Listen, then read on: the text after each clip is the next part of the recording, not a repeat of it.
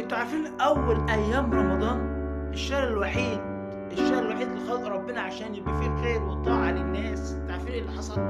اول ايام رمضان اتلقيت ايه؟ التشييع والاغاني الشعبيه والعيال بترقص وحرق السلك بتاع المواعين لما حد ما كان هيولع في واحده والشعراء كان هيشيل. يخرب بيتكم يخرب بيتكم. اول ايام رمضان وضرب الصواريخ ومش عارف ايه، ونخش المسجد نصلي تلاقي صاروخ درب درب درب، ولا عارفين نصلي ولا عارفين نعمل اي حاجه خالص، ولا حتى عارفين نقرا الفاتحه. احنا كل سنه عن سنه بنزيد تخلف يا ناس. مفيش تحضر ابدا، مفيش تحضر.